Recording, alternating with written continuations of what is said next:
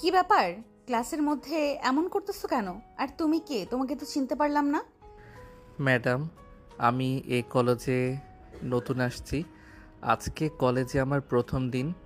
আমার বাসা উল্লাপাড়া, শ্যামলীপাড়া। চিৎকার করতেছো কেন? কি সমস্যা? তোমরা ক্লাসে কি শুরু করে দিয়েছো এটা? এটা কি কোনো ক্লাস নাকি বাজার বানিয়েছো? এটা কেমন কথা বললেন ম্যাডাম? আর এখানে দুষ্টামি দাবি করতেছি না। আমি তো চুপচাপ বসে আছি। তাহলে আমাকে বলতেছেন কেন এগুলা? কথা? যারা দুষ্টামি করতেছে তাদেরকে বলুন না। তুমি তো দেখতেছি খুব বেয়াদব একটা ছেলে। তোমার সঙ্গে তো কথাই বলা যায় না। তুমি কি আমাকে চেনো? আমি এই ক্লাসের টিচার, আর তুমি আমার সঙ্গে বেয়াদবি করছো। সাদিয়া হচ্ছে এই ক্লাসের সব থেকে সুন্দরী ম্যাডাম। একমাত্র তার ক্লাসে সব ছেলেরাই মনোযোগ দিয়ে পড়াশোনা করে। সে অনেক সুন্দরী একটা মেয়ে, কিন্তু বাইরে থেকে দেখলে মনে হয় সে অনেক রাগী একটা মেয়ে। কিন্তু ভেতর থেকে সে অনেক নরম মনের মানুষ। কিন্তু তার মনের ভেতরটা কাউকে বুঝতে দিতে চায় না। আমিরও এই স্কুলে নতুন, তাই সে ম্যাডামকে এখনো ভালো করে চিনতে পারেনি। আমিরের বন্ধু আবিরকে বোঝানোর চেষ্টা করতেছে। আরে তুই কি পাগল হয়ে গেছিস নাকি? ম্যাডামের সঙ্গে তর্ক করছিস? এখনই কিন্তু ডাস্টার দিয়ে তোর মাথা ফাটিয়ে দেবে ম্যাডাম। ম্যাডাম কিন্তু অনেক রাগী। রাগী হয়েছে তো কি হয়েছে? আমি তো মনে হইতে কোনো কাজ করতেছি না যে আমার উপর শুধু শুধু রাগ দেখাবে। কেন? আমি কি কোনো অন্যায় কাজ করেছি নাকি? আর ক্লাস তো এমনই হবে, একটু হইচই তো থাকবেই। যাই করিস, ম্যাডামের সঙ্গে তর্ক করিস না। ম্যাডাম অনেক রাগী। রাগ উঠলেই কিন্তু তার মাথা ঠিক থাকে না। আচ্ছা, একটা বিষয় আমি বুঝতে পারলাম না। বন্ধু ম্যাডামকে দেখে মনে হয় না তার বয়স বেশি একটা হবে। তাকে দেখে খুবই অল্প বয়স মনে হয়। তুই একদম ঠিক ধরেছিস। ম্যাডামের বয়স বেশি না, তো আমাদের থেকে 3-4 বছরের বড় হবে হয়তো। কিন্তু খুব অল্প বয়সে তার চাকরি হয়ে গেছে।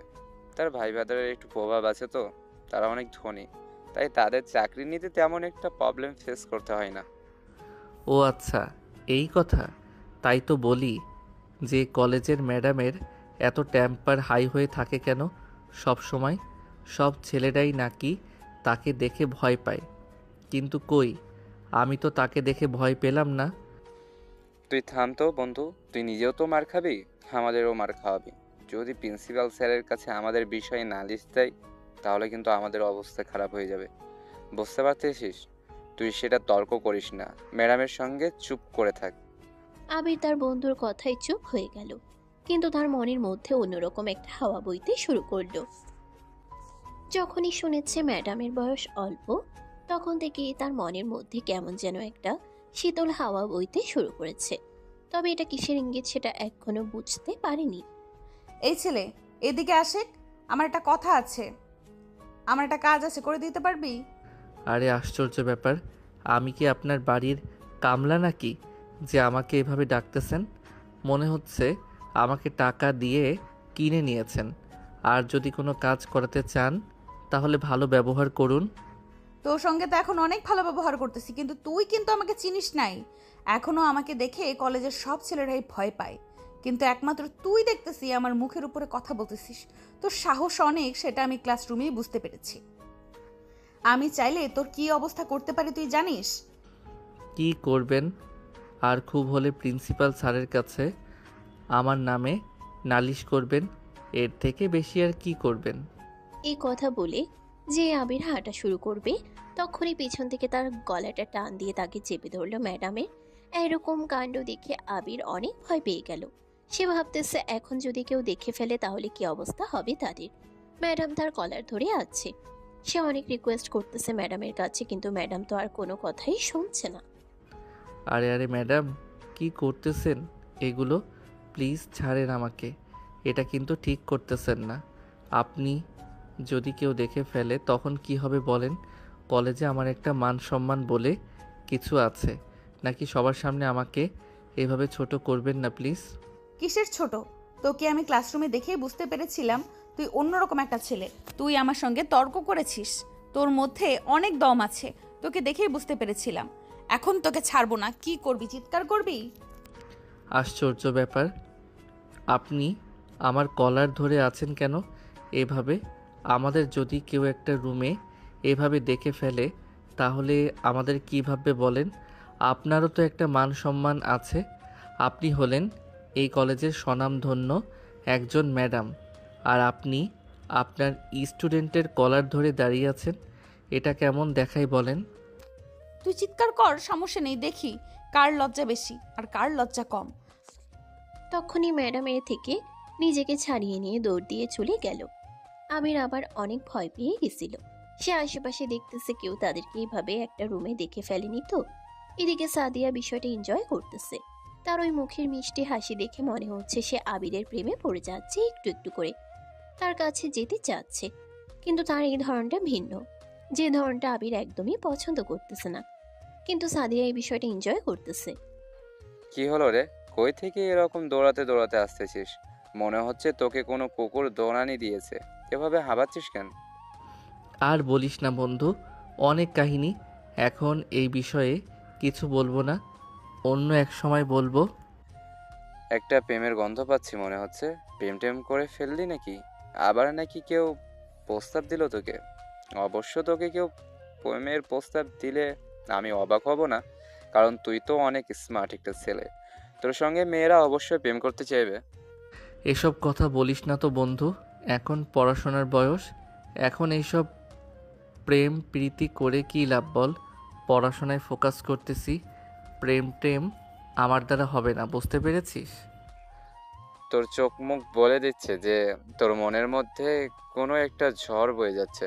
সে বিষয়টা হয়তো আমাদের বলতেছিস না, কিন্তু তোকে দেখে সেটা বুঝতে পারতেছি। আচ্ছা, এখন এগুলো কথা বাদ দে। আজকের কোনো প্ল্যান আছে নাকি? কোথায় আড্ডা দিবি? নাকি সরাসরি বাসায় চলে যাবি? আজকে আর কোনো প্ল্যান নাই বন্ধু। এমনিতেই অনেক ক্লান্ত লাগতেছে। সবারই একই অবস্থা। আজকে প্রচুর গরম পড়েছে। সরাসরি বাড়িতে গিয়ে ঘুমিয়ে পড়বো। আবিরের মনের ভেতর ঝড় বয়ে যাচ্ছে। সে শুধু বারবার সাদিয়া ম্যাডামের সেই কাণ্ডটাই মনে পড়তেছে তার। কিন্তু তাকে বাইরে থেকে মনে হচ্ছে সে অনেক হাসি খুশি আছে, টেনশন মুক্ত। কিন্তু তার ভেতরে অনেক কথা হচ্ছে নিজের মধ্যেই। কিন্তু কিন্তু তার বন্ধুদের বুঝতে দিচ্ছে না। কিন্তু তার বন্ধুরাও একটু একটু বুঝতে পেরেছে। কিন্তু আবিরকে আর প্রশ্ন করতেছে না, কারণ আবির এমনিতে একটু ঘাবড়ে গেছে। সেদিন সবাই যে যার বাসায় চলে গেল। পরের দিন আবার কলেজে আসার পথে ঘটে গেল একটা অনাকাঙ্ক্ষিত ঘটনা, যেটা কেউ কল্পনা করতে পারেনি। ম্যাডাম কি করতেছেন? কেউ দেখে ফেলবে তো। আপনি এভাবে আমাকে কোথায় নিয়ে যাচ্ছেন? ট্রেনে ছাড়ুন প্লিজ। তোকে ছেড়ে দেওয়ার তো কোনো প্রশ্নই আসে না। তোকে আজকে বুঝিয়ে দেব যে আমি তোর থেকে কি চাচ্ছি। তোর মধ্যে আমি এমন একটা বিষয় লক্ষ্য করেছি যেটা এর আগে কোনো ছেলের মধ্যে আমি দেখতে পাইনি। ম্যাডাম কী সব কথা বলতেছেন এগুলা আমার মধ্যে? ম্যাডাম কী সব কথা বলতেছেন এগুলা? আমার মধ্যে কি দেখতে পেয়েছেন আপনি? আর আমার সঙ্গে এভাবে কথা বলতেছেন কেন? আর আপনি আমাকে এভাবে একটা চিপায় গলিতে নিয়ে আসলেন কেন? আমাদের যদি কেউ এভাবে দেখে ফেলে তাহলে অনেক বড় একটা অঘটন ঘটে যাবে। বুঝতে পারছেন না আপনি? প্লিজ ছেড়ে দেন আমাকে। আচ্ছা তুই সত্যি করে বল তো, তুই কি এখনো বুঝতে পারছিস না আমি কি চাচ্ছি তোর কাছ থেকে? নাকি তুই বুঝেও না বোঝার ভান করতেছিস? আমাকে সত্যি করে বলতে হবে আজকে। আমি সত্যি বুঝতে পারতেছি না ম্যাডাম, আপনি কি বলতেছেন আমাকে। আমার অনেক ভয় করতেছে। বিশ্বাস করেন আমার সব কিছুই মাথার উপর উঠে যাচ্ছে। আমি কিছুই বুঝতে পারতেছি না। আর আপনার সঙ্গে আজ দিয়ে আমার 2 দিন দেখা, এই 2 দিনের মধ্যে আপনি আমার মধ্যে কি এমন অমূল্য বিষয় লক্ষ্য করলেন যেটা আর কেউ লক্ষ্য করেনি? কি খুঁজে পেয়েছেন আমার মধ্যে? আবির ঠিকই বুঝে গেছে, কিন্তু সে বুঝেও না বোঝার অ্যাক্টিং করতেছে, কারণ এটা তার জন্য অসম্ভব একটা কাজ। সাদিয়া তার ম্যাডাম হন, এই বিষয়টা সে নিজে যখন মানতে পারতেছে না, তাহলে তার পরিবার বন্ধু বান্ধব কিভাবে মেনে নেবে? সেটা ভাবতে ভাবতে সাদিয়া হঠাৎ তার ঠোঁটের উপর ম্যাডামের নরম ঠোঁটটা বসিয়ে দিয়ে কিস করে ফেলল। এটা কি করলেন? আমাকে ছাড়েন প্লিজ। আপনি এটা কিভাবে করতে পারলেন? আমি ভাবতে পারিনি যে আপনি এমন একটা কাজ করবেন আমার সঙ্গে। আপনার স্টুডেন্ট হয় আমি, আপনি আমাকে কিস করলেন? আমি তোকে ভালোবেসে ফেলেছি, সেটা কি তুই বুঝতে পারতেছিস না? আমার এর আগেও অনেক ছেলের সঙ্গে পরিচয় হয়েছে আমার, কিন্তু তাদেরকে আমার কখনোই ভালো লাগেনি। আমার সঙ্গে প্রেম করার চেষ্টা করেছে অনেক ছেলে, কিন্তু আমি কখনো কাউকে পাত্তা দিইনি। কিন্তু এই প্রথম একটা ছেলেকে দেখে আমি তার প্রেমে পড়ে গেছি, আর সেটা হচ্ছে তুই। কি বলতেছেন এগুলা? আপনার বয়স কত আর আমার বয়স কত সেটা কি একটু খেয়াল করেছেন? আপনি আমাকে ছাড়েন প্লিজ। আপনার সঙ্গে আমার এই বিষয়ে আর কোনো কথা নেই, আর আমাকে ডিস্টার্ব করবেন না প্লিজ। তোকে আমি ভালোবাসি, তোকে তো ডিস্টার্ব করবই। তুই যতদিন আমাকে ভালো না বাসবি ততদিন তোকে এভাবেই রোমান্টিকভাবে ডিস্টার্ব করব। কি করতেছেন ছাড়ুন প্লিজ। আপনি আমাকে জড়িয়ে ধরতেছেন কেন? দেখুন, কলেজে অনেক স্টুডেন্ট আছে, তাদের মধ্যে থেকে কেউ যদি আমাদেরকে এই অবস্থায় দেখে নেয় তাহলে অনেক বড় ঝামেলা তৈরি হয়ে যাবে। এমনকি আমাকে কলেজ থেকে বের করে দিতে পারে। আপনি একটু বোঝার চেষ্টা করুন। আচ্ছা, তুই কি কোনো ছেলে মানুষ নাকি? এমন ভাব করতেছিস মনে হচ্ছে তুই 10 বছরের একটা বাচ্চা শিশু। আর কে কি ভাববে, কে দেখলো আর কে না দেখলো সেটা ভেবে আমার কোনো লাভ নেই। আমি তো তোকে ভালোবাসি, এটাই আমার জন্য অনেক কিছু। এটা কি ঠিক হচ্ছে বলুন? আপনার ফ্যামিলি, আমার ফ্যামিলি, কেউ কিন্তু আমাদের এই সম্পর্ক মেনে নিবে না। আপনি একটু বোঝার চেষ্টা করুন। আপনি আমাকে ছাড়ুন তো, আমার অনেক বিরক্ত লাগতেছে। আমি ক্লাসরুমে যাব, ছেড়ে দেন আমাকে। আমির সাদিয়ার হাত থেকে ছাড়া পাওয়ার সঙ্গে সঙ্গে সে ক্লাসরুমের দিকে যাওয়া শুরু করলো। তার মনের মধ্যে অনেক ভয় কাজ করতেছে। তার মনে শুধু একটা কথাই ভেসে উঠতেছে, সাদিয়া ম্যাডাম এই কাজটা কিভাবে করলো। সে কোনোভাবে মানতে পারতেছে না যে সাদিয়া ম্যাডাম তাকে কিস করেছে। সে এমন একটা ভাব ধরে ক্লাসরুমে গেল যেন কিচ্ছুই হয়নি, একদম নর্মাল ভাবে আছেন। কিন্তু তার বন্ধুরা দেখে তাকে প্রশ্ন করা শুরু করে। কিরে আবির, কি শুনলাম ম্যাডাম নাকি তোকে ঠোঁটের ওপর কামড় দিয়েছে? কই দেখি দেখি, আমাদেরকে একটু দেখা কোথায় কামড় দিয়েছে। আরে কি বলতেছিস তোরা এগুলো? ম্যাডাম কেন আমাকে কামড় দিবে? তোরাও না পারিস? কী সব কথা বলতেছিস? এগুলো কথা কেউ শুনলে সমস্যা হতে পারে, সেটা তোরা বুঝতে পারিস না? আবির তার বন্ধুদের কথা শুনে অনেক ঘাবড়ে গেল। সে বুঝতেই পারতেছে না তার বন্ধুরা তাদের এই বিষয়টা কিভাবে জেনে গেল। তখন তো আশেপাশে কেউ ছিল না, তাহলে কিভাবে তারা জেনে গেল? আবির যেন এই কথাটা ভাবতে ভাবতে কোথায় যেন হারিয়ে গেল। এদিকে তার বন্ধুরা তাকে ডাকাডাকি শুরু করে দিয়েছে। কিরে, তোকে একটা প্রশ্ন করলাম, তুই উত্তর না দিয়ে কোথায় হারিয়ে গেলি? কোনো কথাই বলতেছিস না, তার মানে কথাটা সত্য মামা? আচ্ছা, তোদের কি খেয়ে দে আর কোনো কাজ নেই নাকি? সব সময় আমার পিছনে লেগে থাকিস কেন? বুঝতে পারলাম না। আর কে বলল তোকে যে ম্যাডাম আমার ঠোঁটে কামড় দিয়েছে? আর মিথ্যে বলতে হবে না বন্ধু, আমরা সবই জানি। আমাদের এক বান্ধবী বলতেছে, কিন্তু সবাইকে বলে নাই, শুধু আমাদের ফ্রেন্ড সার্কেলের মধ্যে কথাটা হয়েছে। অবশেষে ম্যাডামের সঙ্গে তো রিলেশন হয়ে বেশ অবাক করা একটা কাণ্ড। এটা কি করে হলো যে ম্যাডামের সঙ্গে প্রথম দিনে তোর ঝগড়া হলো, আর আজকে সেই ম্যাডামের সঙ্গে তোর এত প্রেম কিভাবে হয়ে গেল এই একদিনের মধ্যে? বুঝতে পারলাম না। তোর মধ্যে আসলে জাদু আছে, মেয়েরা তোকে দেখলেই পাগল হয়ে যায়। চুপ করে থাকতো। ম্যাডাম আমাকে ঠোঁটে কামড় দেয় নাই। বারবার এই কথাটা বলিস না তো, এটা মিথ্যে কথা। তোদেরকে যে এই ইনফরমেশনটা দিয়েছে, সে যে এই কথা বলেছে, এরকম কিছুই হয়নি। আমাদের তার সঙ্গে তো আমার দেখাই হয়নি এ পর্যন্ত, কলেজে আসার পর থেকে। আবির কোনো মতেই তাদের সামনে সত্যটা বলতে চাচ্ছিল না। আবির চায় না যে তার বন্ধুরা তার এই পার্সোনাল বিষয়গুলো নিয়ে কথা বলুক, তাই সে বারবার এড়িয়ে চলতেছে কথাগুলো। তার বন্ধুরা বলার পরেও সে চুপচাপ ধৈর্য ধরে কথাগুলো অন্যদিকে ঘোরানোর চেষ্টা করতেছে। কিন্তু তার বন্ধুরা তারই সম্পর্কের বিষয়ে ধীরে ধীরে আরো দৃঢ় হয়ে যাচ্ছে। কি ব্যাপার, ক্লাসরুমে এত হইচই হচ্ছে কেন? কালকে তোমাদের সবাইকে একটা চ্যাপ্টার পড়ে আসতে বলেছিলাম, সেটা কি পড়ে এসেছো সবাই? জি ম্যাডাম, পড়ে এসেছি, কিন্তু আর একটা বার যদি পড়ার সুযোগ দিবেন তাহলে পড়া দিতে আমাদের অনেক সুবিধা হতো আর কি। আচ্ছা ঠিক আছে, তোমাদেরকে 10 মিনিট দিলাম, তাড়াতাড়ি। আর একটা বার পড়াটা ভালো করে লক্ষ্য করো। আজকে কিন্তু চ্যাপ্টার ক্লোজ করতে হবে, যেভাবেই হোক। বুঝতে পেরেছো? আজকে কোনো বাহানা চলবে না। কলেজের কেউ জানতো না আবির আর সাদিয়ার মধ্যে কোনো একটা সম্পর্ক হতে চলেছে। কেবলমাত্র তার বন্ধুরাই একটু আধটু জানতো। কিন্তু ক্লাসরুমে ঢোকার পর সবাইকে 10 মিনিট পড়ার সময় দিয়ে সাদিয়া ম্যাডাম আবিরকে ফ্লাইং কিস ছুড়ে দিল। এই কাণ্ড দেখে সবাই তো অবাক। তখন আবির অনেক লজ্জার মধ্যে পড়ে গেল। তার মনে মনে অনেক রাগ হচ্ছিল, কিন্তু সে সেই রাগটা প্রকাশ করতে পারছিল না। কি হলো আবির, আজকে কি তুই চ্যাপ্টার ক্লোজ করতে পারবি? আপনি আজকে যে কাজটা করলেন সে কাজটা করা আপনার মোটেও উচিত হয়নি। সবার সামনে আমাকে এভাবে অপমান না করলেও পারতেন। সবাই এখন আমার দিকে তাকিয়ে হাসাহাসি করতেছে। আপনি তো এটাই চেয়েছিলেন, সবাই আমাকে দেখে মজা নিক। কি বলতেছিস সেগুলো? আমি আবার কি করলাম তোর সঙ্গে যে সবাই তোর সাথে মজা নিচ্ছে? রুমে ঢোকার পরই যে আপনি আমাকে ফ্লাইং কিস দিলেন এটা সবাই দেখে ফেলেছে। সবাই এখন বুঝে যাচ্ছে যে আপনার আর আমার মধ্যে কোনো সম্পর্ক তৈরি হয়েছে। তারা তো আসল ঘটনা জানে না যে আপনি আমাকে জোর করে এই সম্পর্কে আনার চেষ্টা করতেছেন। আপনি কিন্তু জোর করে আপনার মনের মধ্যে গেঁথে নিতে চাচ্ছেন, এটা কিন্তু ঠিক নয়। এখন বাদ দে, ক্লাসরুমে এগুলো কথা বললে খারাপ দেখায়। হাজার হলেও আমি ক্লাসের ম্যাডাম, কিন্তু আর কিছুদিন পরে তোর বউ হব, এটা তোকে বলে রাখলাম।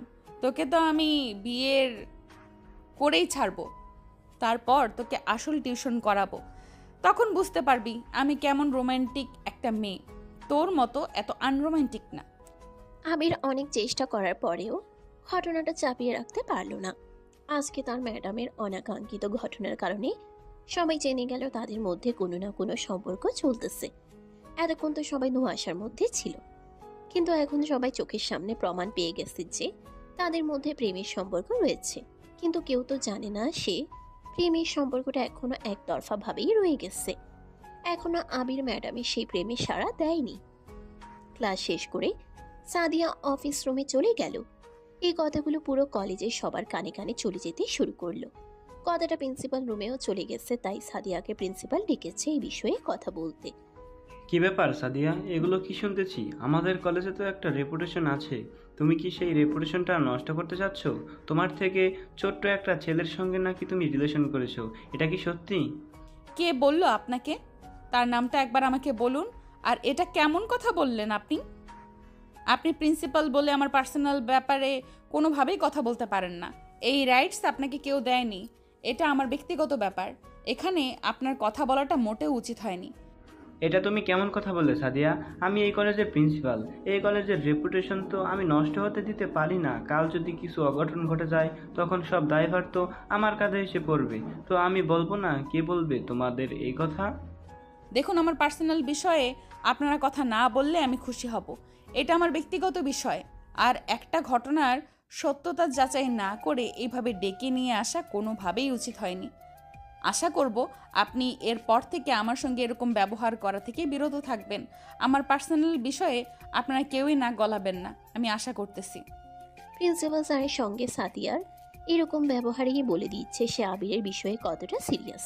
এখন প্রিন্সিপাল তার কথা শুনে বেশ অবাক হয়ে গেছে। সাদিয়ার এমন ব্যবহার প্রিন্সিপাল আশা করেনি। সাদিয়া অনেক নরম স্বভাবের মেয়ে ছিল, কিন্তু হঠাৎ সে এইভাবে রিয়্যাক্ট করবে সেটা স্যার ভাবতে পারেনি।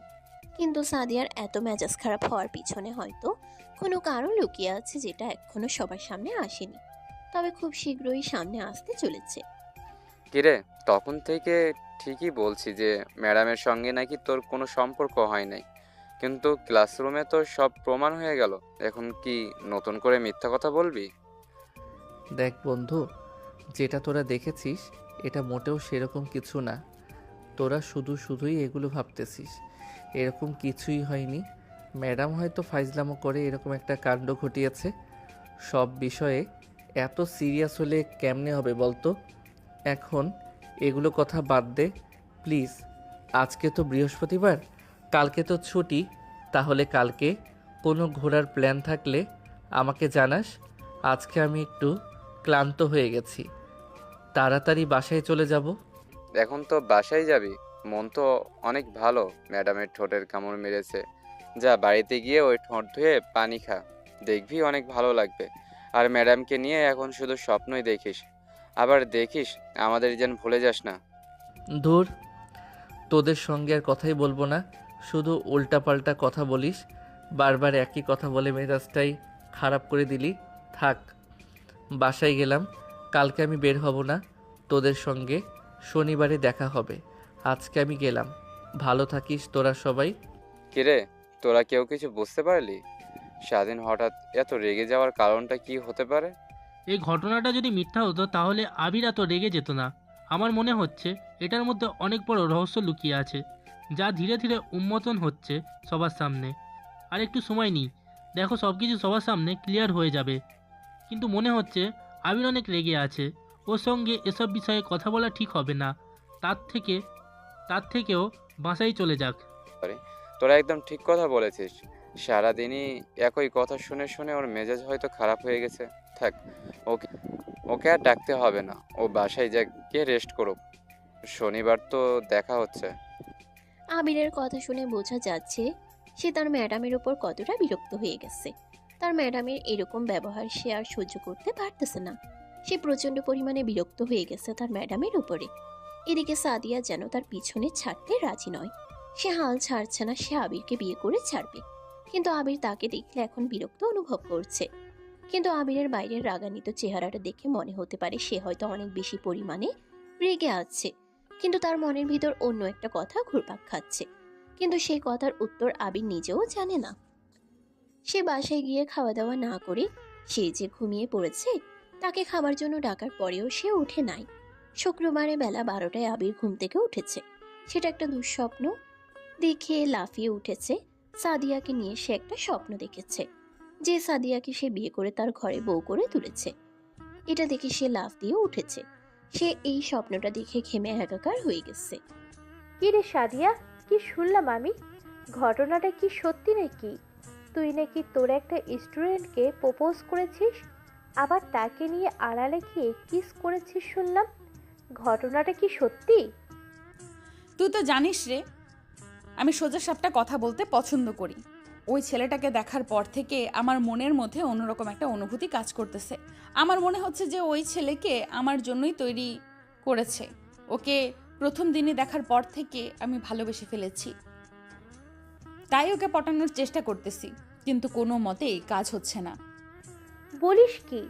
তুই তো দেখি একটু চেঞ্জ হোস নাই, আগের মতোই আছিস। এটা তুই কি ঠিক কাজ করতেছিস? ওই ছেলে তোর বয়সে অনেক ছোট, তার উপর আবার তোর স্টুডেন্ট হয়। সেই ছেলের সঙ্গে এরকম রিলেশনে জড়িয়ে যাচ্ছে, এটা কি তোর পরিবার বা ওই ছেলের পরিবার মেনে নেবে? দুই পরিবার মেনে নিবে কি না নিবে সেটা তো বলতে পারতেছি না, কিন্তু এখনো আবিরকে রাজি করাতে পারি নাই। তাহলে পরিবারের কথা এখান থেকে বাদ দিয়ে দিলাম। আগে তো আবিরকে আমার প্রেমের জালে ফাঁসাই, তারপরে পরিবারকে বলবো আমাদের সম্পর্কের বিষয়ে। কিন্তু এখন আগেরটা পটাতে পারেনি। দেখ, যাই করিস ভেবে কাজ করিস। এখন কিন্তু তুই একটা কলেজের টিচার, তাই একটা কাজ করার আগে ভেবে কাজ করিস। তোর কিন্তু মান সম্মান জড়িত এখন, জোর করে কিন্তু ভালোবাসা আদায় করা যায় না। তাই যাই করিস ভেবে চিন্তে করিস, উল্টোপাল্টা কিছু করে ফেলিস না, আগেই বলে দিলাম কিন্তু। আর এখন আমি রাখি, আমার কাজ আছে একটু। সাদিয়ার বান্ধবী সাদিয়াকে অনেক বোঝানোর পরেও সে আবার সেই একই কথা বলতেছে। আবিরকে সে ছাড়তে পারবে না। সে তাকে তার নিজের থেকে বেশি ভালোবেসে ফেলেছে। সে আবিরকে বিয়ে করবে, এটা চ্যালেঞ্জ নিয়েছে, সে বিয়ে করে ছাড়বে।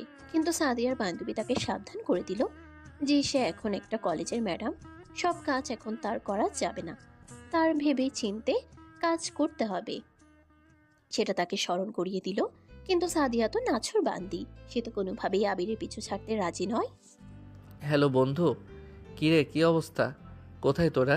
তোদেরকে না বললাম যদি তোরা কোথাও আড্ডা দিস তাহলে আমাকে ফোন দিয়ে জানাস, নাকি আজকে বের হবি না তোরা?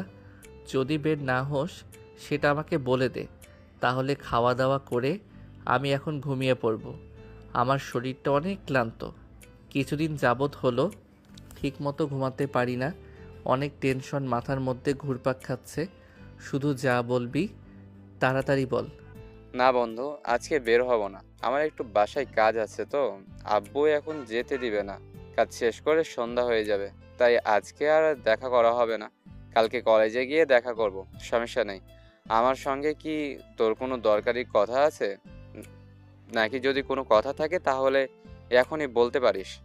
না না, কোনো সমস্যা নেই। আমি এমনি তোকে ফোন করলাম যে যদি ফ্রি থাকিস তাহলে আজকে বাইরে গিয়ে একটু আড্ডা দিব। সমস্যা নেই, তাহলে কালকে কলেজে দেখা হবে। এখন তাইলে আমি রাখলাম, খাওয়া দাওয়া করে ঘুমাবো আমি। আবিরের চোখে মুখে চিন্তার ছাপ স্পষ্ট হয়ে উঠেছে। সে সাদিয়ার এ ব্যবহারের জন্য খুবই বিরক্ত। সে এখন বুঝতেই পারতেছে না তার কি করা উচিত। এখন সে ভাবতেছে কালকে কলেজে গিয়ে না আবার অনাকাঙ্ক্ষিত কোনো ঘটনা ঘটে যায় তার সঙ্গে। সে চাচ্ছে না যে সাদিয়া ম্যাডাম তার সঙ্গে আর কোনো রকম কথা বলুক। সে এখন একা থাকতে চায়। সে তার উপর খুবই বিরক্ত এখন। পরের দিন সে অনেক ভয়ে ভয়ে ক্লাসের দিকে যাচ্ছিল। সে একটা করে পা ফেলছিল আর সাদিয়া ম্যাডামের কথা মনে হতেই তার বুকটা কেঁপে কেঁপে উঠতেছিল। ম্যাডাম, আপনার কাছে অনুরোধ, আজকে কোনো রকম ঝামেলা সৃষ্টি কইরেন না প্লিজ। এখন অনেক ছাত্রছাত্রী আছে, এখানে মান সম্মানের ব্যাপার আছে একটা। এখানে এমন কিছু কইরেন না যেখানে আমাদের দুজনেরই সম্মানটা নষ্ট হয়ে যায়। আপনার ফ্যামিলি আছে, আমারও ফ্যামিলি আছে। তুই কি বলতে চাচ্ছিস? আমি কি তোকে সবসময় বিরক্ত করি নাকি? আর বিরক্ত যদি করেও থাকি, সেটা কি জন্য করি সেটা কি তুই বুঝতে পারছিস না নাকি? এত অ্যাটিটিউড কিসের জন্য তোর? নাকি আমি তোকে পছন্দ করি দেখে তোর এত ভাব বেড়ে যাচ্ছে? ধীরে ধীরে এত ইগনোর করা কিন্তু ঠিক না, বুঝতে পেরেছিস? আমি কোথায় আপনাকে ইগনোর করলাম বলেন? আমি শুধু বলতেছি এমন কোনো ঘটনা ঘটায়েন না যেখানে আমাদের দুজনের মান সম্মান নিয়ে টানাটানি বেড়ে যায়। এখানে অনেক ছাত্রছাত্রী আছে, তাই সবার সামনে কোনো মব সৃষ্টি করেন না। কেন? আমাকে দেখলে কি তোর গুন্ডির মতো লাগে নাকি? যে আমাকে দেখে তুই এত ভয় পাস নাকি আমি তোকে মারধর করেছি? নাকি আমি এই কলেজে গুন্ডামি করে বেড়াই যে তুই আমাকে দেখে এত ভয় পাস? আমি তো তোকে ভালোবাসি, সেটা কি তুই বুঝতে পারছিস না? একটাবার আমার মুখের দিকে তাকা, আমার এই চোখের দিকে একটাবার তাকা, আমার মনটা একবার পড়ে দেখ। তোকে যে কত ভালোবাসি এই চোখের দিকে তাকালেই বুঝতে পারবি। ম্যাডাম, এরকম কথা মুভিতেই মানায়, বাস্তবে না। আপনি আমার থেকে বয়সে বড়, সেটা বাদ দিলাম, কিন্তু সব থেকে বড় কথা হচ্ছে আপনি আমার কলেজের ম্যাডাম। আপনি বুঝতে পারতেছেন এই কথাটার ওজন কত? আপনার ফ্যামিলি, আমার ফ্যামিলি আমাদের সম্পর্ক কখনোই মেনে নিবে না। আপনি একবার বোঝার চেষ্টা করুন। ফ্যামিলি নিয়ে এত টেনশন করতে হবে না, তুই শুধু রাজি হয়ে যা। তুই রাজি হয়ে গেলে ফ্যামিলিকে কিভাবে রাজি করতে হয় সেটা আমি খুব ভালো করেই জানি। আর আমি মনে করতেছি আমাদের এই সম্পর্কে ফ্যামিলি বাধা হয়ে দাঁড়াবে না, শুধু তুই রাজি হয়ে যা। আচ্ছা, ক্লাস শেষে আমরা কথা বলি। এখন আর এগুলো বিষয়ে কথা বলি না। সবাই আমাদেরকে লক্ষ্য করতেছে, আমাদের দিকে তাকিয়ে আছে। আপনি সেটা বুঝতে পারেন না নাকি? এখন আমার পথটা ছেড়ে দেন, আমি ক্লাসরুমে যাব। এই কথা আবির বলতে না বলতেই সাদিয়া আবিরের হাত ধরে টেনে নিয়ে লাইব্রেরির পিছনে নিয়ে গেল। সবাই সাদিয়ার কাণ্ড দেখে অবাক। সবাই তাদের দিকে তাকিয়ে আছে। পুরো কলেজে তাদের কথাই শুধু হচ্ছে, তাদের নিয়ে আলোচনা হচ্ছে। আবিরের বন্ধুরা তো নিজের চোখেও বিশ্বাস করতে পারতেছে না যে সবার সামনে এভাবে কিভাবে ম্যাডাম একটা ছেলেকে লাইব্রেরির পিছনে নিয়ে যেতে পারে। পুরো কলেজ এটা নিয়ে হইচই বেঁধে গেল। আপনার আসলেই মাথায় সমস্যা আছে, বুঝতে পেরেছেন? এতদিনে তেমন একটা কেউ জানতো না আপনার এই পাগলামি সম্পর্কে, কিন্তু আজকে পুরো কলেজের সামনে এইভাবে আমার হাত ধরে টেনে নিয়ে আসলেন। এখন সবাই আমাদের নিয়ে আলোচনা করবে, আমি নিশ্চিত। তুই অন্যের কথা কেন কানে নিস বলতো? আমি যে তোকে ভালোবাসি, তোকে এতটা আদর করে যত্ন নেই তোর, তারপরেও তুই আমার উপরে একটুও মায়া দেখাস না। তুই শুধু অন্যের কথা ভাবিস। আমি যে তোর পেছনে একটা মেয়ে হয়ে পাগলের মতো ঘুরতেছি, সেদিকে তোর কোনো খেয়াল নেই। তুই শুধু অন্যদের নিয়ে আসিস। দেখুন, অন্যদের নিয়ে থাকবো না কি জন্য বলেন? আজকে যে কাজটা আপনি করলেন, এতক্ষণে তো হয়তো প্রিন্সিপাল স্যারের কাছে আমাদের এই কথা পৌঁছে গেছে। এখন কি হবে কে জানে, আমি তো কিছুই বুঝতে পারতেছি না। এখন ছেড়ে দেন প্লিজ, ক্লাসরুমে যাই। অনেক হয়েছে আপনার সাথে সময় কাটানো, এখন আমাকে ছেড়ে দেন। আবিরের হাত ছেড়ে দিয়ে শক্ত করে তাকে জড়িয়ে ধরে সাদিয়ার নরম ঠোঁট দিয়ে আবিরের ঠোঁট চুষতে শুরু করলো। দুজনেরই দম আটকে যাচ্ছিল। তবুও সাদিয়া লিপ কিস করা ছাড়তেছিল না। কিন্তু আবির চোখ খুলে সাইডে তাকাতেই দেখে তাদের স্কুলের প্রিন্সিপাল দাঁড়িয়ে তাদের এই কাণ্ড কারখানা দেখতেছে আর ছিছি করতেছে। এটা দেখে আবির সাদিয়াকে ধাক্কা দিয়ে সরিয়ে দেয়। এটা কি কোনো কলেজ নাকি প্রেমের অঙ্গুরখানা? এটা সেদিনকে সাদিয়া তোমাকে সাবধান করা সত্ত্বেও তুমি বারবার এই ছেলেকে ডিস্টার্ব করতেছো। এতদিন তো আমি সেরকম কথাগুলো মাথায় নেই নাই, কিন্তু আজকে সে সামনাসামনি থেকে যে কাজটা দেখলাম আমার নিজের চোখে বিশ্বাস করতে পারতেছি না। আমি কোন সাদিয়াকে দেখতেছি? তোমরা কলেজে এটা কি শুরু করে দিয়েছো? তোমাদের জন্য কলেজের পরিবেশটা একদম নষ্ট হয়ে গেছে। সবাই শুধু তোমাদের নিয়ে কথা বলতেছে। তোমরা কিন্তু কাজটা মোটেও ঠিক করোনি। তোমাদের যদি এতই প্রেম করার শখ থাকে তাহলে কলেজের বাইরে গিয়ে করো, কলেজের ভেতরে না। সরি স্যার, আসলে এখানে আমার কোনো দোষ নেই। ম্যাডাম আমাকে টেনে এখানে নিয়ে আসে। আমি বুঝতে পারিনি যে ম্যাডাম আমাকে এভাবে কিস করবে জড়িয়ে ধরে। হয়েছে, তোমাদের আর কথা বলতে হবে না। তোমাকে আমি অনেক ভালো ভেবেছিলাম, কিন্তু তুমিও দেখতেছি খারাপ হয়ে গেছো। আবির, একটা কথা তোমাদের বলে রাখলাম, কলেজের মধ্যে এরকম আর কোনো কাজ করো না দয়া করে। এটা একটা শিক্ষা প্রতিষ্ঠান, এখানে বিদ্যার শিক্ষা চলে। এটা কোনো প্রেমের শিক্ষা প্রতিষ্ঠান না। তোমাদের যা মনে চায় সেটাই করবে। এখন থেকে এই কলেজে এগুলো চলবে না। স্যার অনেক বলেছেন, আর বলবেন না। এখন যান, আমরা বুঝতে পেরেছি আমাদের ভুল হয়েছে, সেটা স্বীকার করতেছি। কিন্তু এইভাবে আপনি আমাদেরকে আঘাত করে কথা বলতে পারেন না। এই কলেজে আপনার যেমন অধিকার আছে আমাদেরও তেমনই অধিকার আছে, কিন্তু আমরা যে কাজটা করেছি এটা আমাদের করা উচিত হয়নি। তোমার সঙ্গে তো আমি কথা বলে কখনোই পেরে উঠবো না, তাই তোমার সঙ্গে আমি তর্ক করতে চাচ্ছি না। তোমরা যে যার কাজে এখন চলে যাও। আর আবির, তুমি তোমার ক্লাসরুমে চলে যাও। তোমাদের নিয়ে কলেজে অনেক কথা হচ্ছে। এই কথাগুলো যদি বাইরে চলে যায় জানি না কী অবস্থা হবে তখন। স্যার আপনি কোনো চিন্তা করবেন না, আমি এই সকল বিষয়গুলো খেয়াল করতেছি, সমস্যা নেই। যদি কোনো সমস্যা হয় সেটা আমি ফেস করব। আপনার কোনো সমস্যা হবে না, আপনি এই বিষয়গুলো নিয়ে কোনো চিন্তা করবেন না। আবির সাদিয়ার উপর অনেক বেশি রেগে আছে। তার জন্য পুরো কলেজের সামনে আজ তার মান সম্মান শেষ হয়ে গেছে। আবিরের জীবনের 12টা বাজিয়ে দিয়েছে সাদিয়া, কিন্তু তারপরও সাদিয়া আবিরের পিছন ছাড়তে রাজি না। সে আবিরকে নিজের করেই তবে শান্ত হবে, এর আগে সে শান্ত হবে না।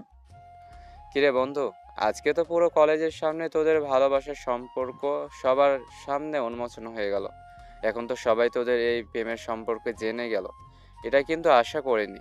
এতটাও ওপেন হওয়া উচিত ছিল না তোদের।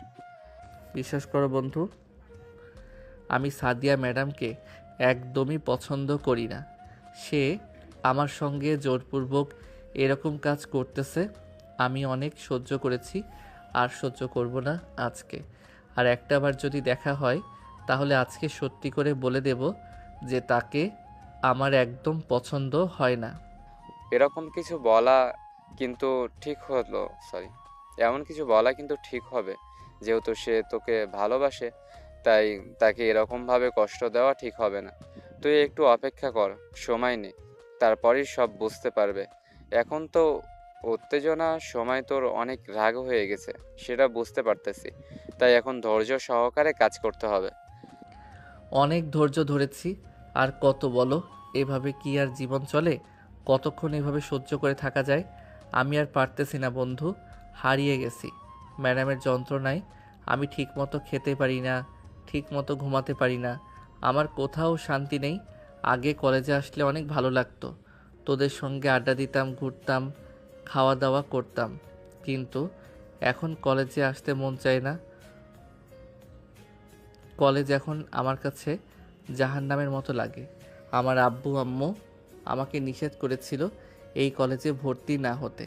আসলে আমার কপালটাই খারাপ, সেখানেই পছন্দ করে যাই, সেখানেই আমার জন্য দুঃখ যেন তৈরি হয়ে থাকে। আচ্ছা, আর আবেগ দেখাস না। এত রেগে যাচ্ছিস কেন? এত রাগ ঠিক না, ধৈর্য ধর। দেখ, একটা মানুষ তোকে পাগলের মতো ভালোবাসে, অন্তত তার ভালোবাসার মূল্যটা তো দে। তোদের নিয়ে কলেজে অনেক আলোচনা হচ্ছে, সবাই জান তোদের সম্পর্কের বিষয়। আর আমি বলতেছি যে তুই একটু সময় নিয়ে হলেও দেখতো তার সঙ্গে সম্পর্কটা টিকিয়ে রাখতে পারিস কিনা। সাদিয়া ম্যাডামের মতো এত ভালো তোকে কেউ বাঁচতে পারবে না, আমি তোকে বলে দিলাম। এটা তুই লিখে রাখ প্রয়োজন হলে। আবির তার বন্ধুর কথাগুলো শুনতেছে আর তার রাগ যেন ধীরে ধীরে কমে যাচ্ছে। তবে কি সেও সাদিয়ার প্রেমে পড়ে যাচ্ছে? কিন্তু সাদিয়া ম্যাডাম হওয়ার কারণে আবিরের মন কিছুতেই মানতে রাজি হচ্ছে না। একবার তার মনে হচ্ছে সাদিয়া ম্যাডাম তার জন্য যোগ্য হবে, আর একবার মনে হচ্ছে সে তো ম্যাডাম, তার সঙ্গে কিভাবে সম্পর্ক করবে, আর পরিবার সমাজ বা কিভাবে তাদেরকে মেনে নিবে। সবকিছু মিলিয়ে আবির এই জন্য পাগল হয়ে যাচ্ছে ভেবে ভেবে। দেখ বন্ধু, এত ভেবে লাভ নাই। এই পৃথিবীতে যে তোকে তার নিজের থেকেও বেশি ভালোবাসতে পারবে সেই তোর জন্য পারফেক্ট একটা মানুষ হবে। শুধু তুই যদি তাকে একটু ভালোবাসা দিতে পারিস, তাহলে আমার মনে হয় তোকে সে মাথায় তুলে রাখবে, তোকে কখনো কষ্ট পেতে দিবে না। এটা আমার মনে হয়। এখন তো আমি জোর করে কোনো কথা বলতে পারি না, সেজন্য তোকে কিছু পরামর্শ দিলাম। আমার কোনো কথাই কষ্ট পাস না তুই।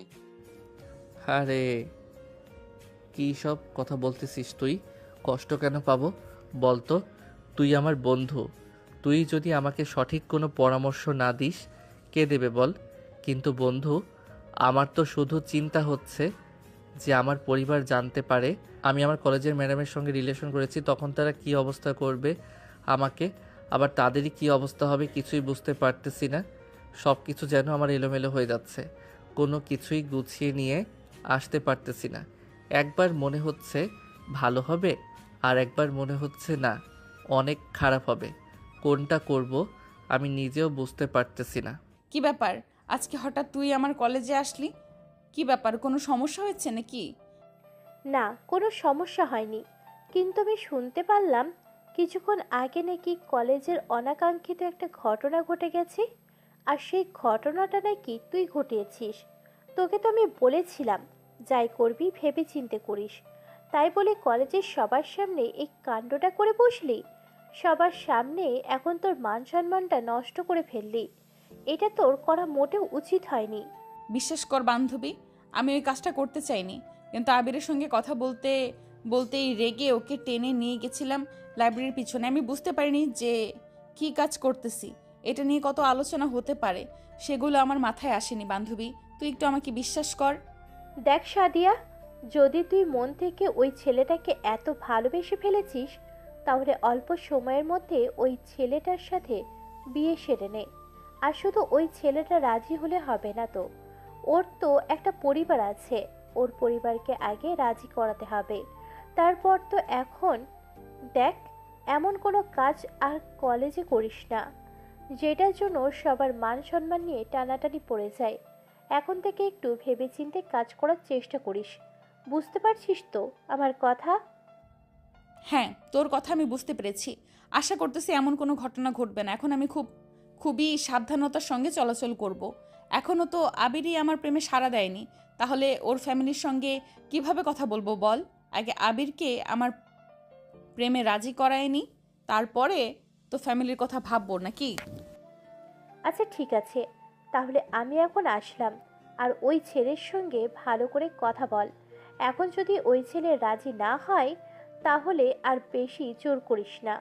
জোর করে কিন্তু কখনো ভালোবাসা অর্জন করা যায় না। ভালোবাসা আসে মন থেকে, জোর করে কখনোই ভালোবাসা হয় না।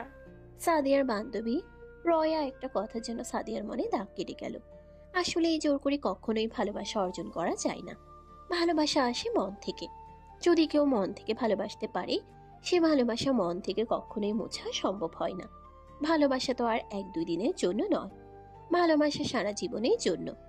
একে অপরকে সারা জীবন একই শুধু বেঁধে রাখতে যথেষ্ট। এখন আবির আর সাদিয়ার এই সম্পর্ক শেষ পরিণতি কোথায় গিয়ে শেষ হয় সেটার অপেক্ষায় সবাই। এই প্রথম আমার এত ভালো লাগলো, যেটা তোকে আমি বলে বোঝাতে পারবো না। তুই আজকে আমাকে এভাবে হাত ধরে টেনে নিয়ে আসলি, তাও আবার লাইব্রেরির ভেতরে। মনে এক আনন্দ হচ্ছে, কিভাবে যে তোকে বোঝাই। তাই নাকি? এত ভালোবাসেন আমাকে? কিন্তু আমি কখনোই আপনার সেই ভালোবাসার সঠিক মূল্য দিতে পারিনি। সব সময় আপনাকে অপমান করে গেছি। আপনাকে কখনোই আপনার প্রাপ্য সম্মানটুকু আমি আপনাকে দেইনি। এটার জন্য আমি সরি। আরে কি বলতেছিস? সরি বলতেছিস কেন আমাকে? তুই যে আমাকে এভাবে লাইব্রেরিতে নিয়ে এসে জড়িয়ে ধরে দাঁড়িয়ে আছিস, এটা আমার জন্য কত বড় স্বপ্ন, কত বড় চাওয়া, সেটা তোকে বলে বোঝাতে পারবো না। আমার অনেক ইচ্ছা ছিল যে তুই আমাকে হাত ধরে একসাথে হাঁটবি, আমার সঙ্গে গল্প করবি, হেসে হেসে কথা বলবি, আর সেই স্বপ্নটা পূরণ হয়ে গেল। মানুষের কত বড় বড় স্বপ্ন থাকে, আর আমার স্বপ্ন হাত ধরে হেঁটে কথা বলা, আমরা সঙ্গে গল্প করলে আপনি এত খুশি। আসলে অল্প চাহিদার মানুষের সঙ্গে থাকার মজাই অন্যরকম। কিন্তু আমাদের পরিবার কি আমাদের এই সম্পর্ক মেনে নিবে? আপনি হলেন আমার ম্যাডাম, ম্যাডামের সঙ্গে স্টুডেন্টদের বিয়ে, এটা শুনতে কেমন যেন লাগে। দেখ স্বাধীন, এক একজনের স্বপ্ন এক এক রকম থাকে। আমার স্বপ্ন ছিল যে তুই আমাকে একদিন হাত ধরে নিয়ে যাবি, আমার সঙ্গে গল্প করবি, আমাকে নিজের ইচ্ছায় জড়িয়ে ধরবি, আদর করবি। এটাই তো আমি চেয়েছিলাম, আর আজকে সেটা পেয়েও গেলাম। তাই আজকে আমি অনেক হ্যাপি। আমার মতো হ্যাপি এই পৃথিবীতে আর দুটো একটা নেই। তাদের এরকম ভালোবাসার কথোপকথন চলতেছে দুইজনের মধ্যে। তারা দুজন দুজনকে আপন করে নিয়েছে, একে অপরকে প্রতিশ্রুতি দিচ্ছে তারা কেউ কখনো কাউকে ছেড়ে যাবে না, কাউকে কখনো কষ্ট দিবে না।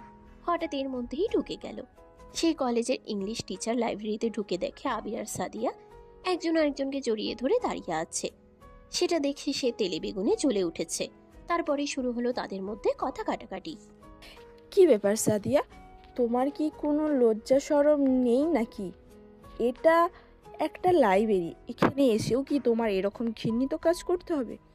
এটা তো একটা কলেজ নাকি, নাকি একটা রঙ্গশালা বানিয়ে ফেলেছো? তোমরা দুজন মিলে তোমাদের কি মান সম্মান বলে কিচ্ছু নেই নাকি? সাবধানে কথা বলুন। এই কলেজে আপনার যতটুকু অধিকার, আমারও ঠিক ততটুকুই অধিকার। আপনি আমার সঙ্গে এরকম উচ্চস্বরে কথা বলতে পারেন না। আর আমরা কি এমন ভুল করেছি? আমরা একজন আরেকজনকে জড়িয়ে ধরে কথা বলতেছি, এখানে খারাপের কি দেখলেন? আর যদি আমি খারাপ কিছু করে থাকি সেটা আমার ব্যক্তিগত পার্সোনাল বিষয়, এখানে আপনি কথা বলার কে? যদি আপনার এতই খারাপ লেগে থাকে তাহলে প্রিন্সিপাল স্যারকে গিয়ে কমপ্লেন করুন, কিন্তু আমার সঙ্গে এমন করে কথা বলবেন না। আপনার মতো আমিও উচ্চস্বরে কথা বলতে পারি, বুঝতে পেরেছেন? সাদিয়া ম্যাডাম, আপনি একটু চুপ থাকেন। উনি তো আপনার থেকে সিনিয়র, ওনার সঙ্গে বেয়াদবি করেন না। আর উনি তো ভালো কথাই বলতেছেন। এটা তো লাইব্রেরি, লাইব্রেরির ভিতরে আমাদের এভাবে দাঁড়িয়ে থেকে কথা বলা উচিত? লাইব্রেরির ভিতরে আমাদের এভাবে দাঁড়িয়ে থেকে কথা বলা উচিত না। চলুন আমরা বাইরে যাই। আমাদের জন্যে হয়তো ওনার অনেক ডিস্টার্ব হচ্ছে, তাই আমরা কারো বিরক্তের কারণ না হই। এসেছিলে ডিস্টার্ব মানে?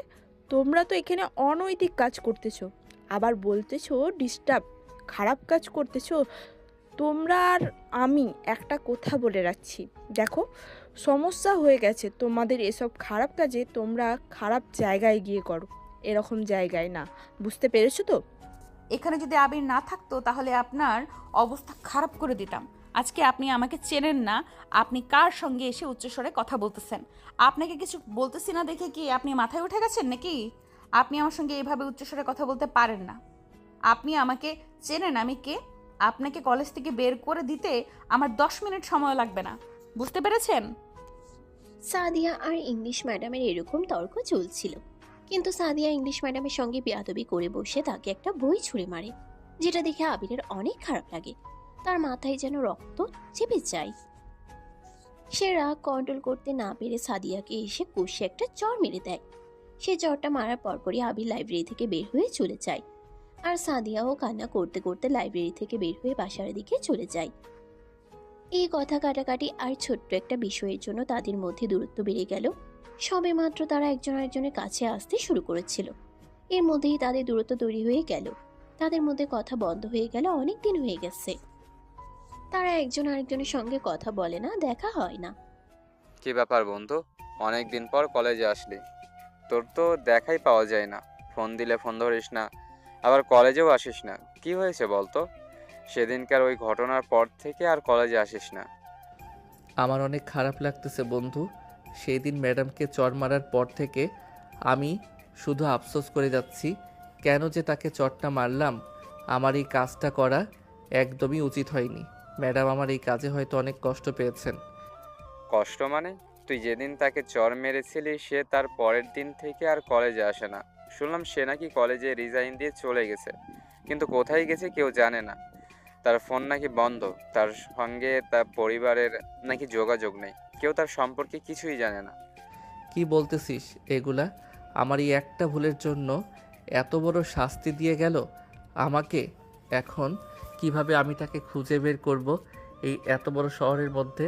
সে আমার উপর এতই অভিমান যে সে কলেজ থেকে রিজাইন নিয়ে চলে গেল। যাকে বেশি ভালোবাসা যায় না তার উপরে অভিমান একটু বেশি হয়। তুই সেদিন ইংলিশ তুই সেদিন ইংলিশ ম্যাডামের পক্ষ নিয়ে যে সাদিয়া ম্যাডামকে চড় মেরেছিলি, এটা কি তুই ঠিক কাজ করেছিস? ইংলিশ ম্যাডাম তো একদম বাজে একটা। তার মনে শুধু হিংসে। সে শুধু অন্যদের মধ্যে কিভাবে ঝগড়া লাগিয়ে দেওয়া যায় সেটা সে খুব ভালো করে জানে। আর তুই তুই তার পক্ষ নিয়ে সাদিয়া ম্যাডামের সঙ্গে ঝামেলা করে তাকে কষ্ট দিলি এভাবে। কি বলিস? আমি তো জানতাম ইংলিশ ম্যাডাম অনেক ভালো, আর তার কোনো খারাপ দিক আমি তো কখনো দেখিনি। সরি। আরে গাদা, সে ওপরে ভালো সেজে থাকে, কিন্তু ভিতরে সে অনেক খারাপ একজন মানুষ। সে শুধু অন্যের মধ্যে ঝগড়া লাগিয়ে দেয়, এটাই তার যেন প্রধান কাজ।